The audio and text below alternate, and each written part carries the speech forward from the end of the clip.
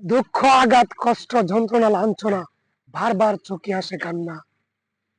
দিনরাত পরিশ্রম করেও ফেসবুক প্ল্যাটফর্ম থেকে আনছি জনেও দ্রুত গতিতে দ্রুত বেগে চলে আসে কান্নার বন্যা।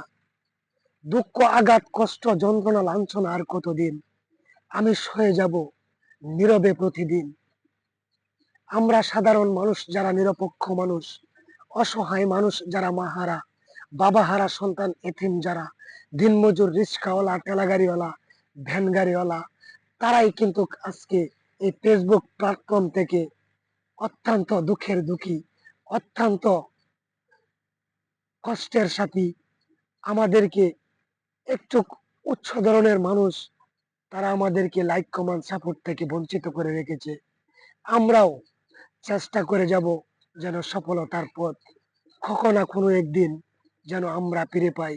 অবশ্যই চোখের জলে, চোখের পানিতে যেন আমরা ভেসে যাচ্ছি, কিন্তু আমাদের চোখের পানিগুলো, চোখের অস্ত্রগুলো, চোখের ঝলগুলো সাধারণ যারা একটু বড় শ্রেণীর মানুষ তারা কিন্তু দেখে নাই।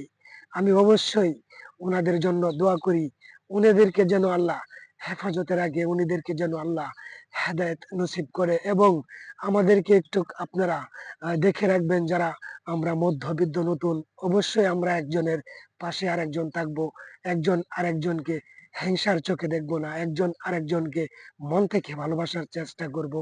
অবশ্যই আমরা কোনো একদিন অবশ্যই এগিয়ে যাওয়ার রাস্তা খুঁজে পাবো। অবশ্যই আমরা একে অপরের পাশে থাকার চেষ্টা চালিয়ে যাই ইনশাল্লাহ। প্রতিষ্ঠিত আসবেই, হয়তোবা আজ না হয় কাল, কাল না হয় পরশু, অবশ্যই প্রতিষ্ঠিত আসবে। একটু ধৈর্য ধরবেন। ধৈর্য আসলেই মহত্বের লক্ষণ।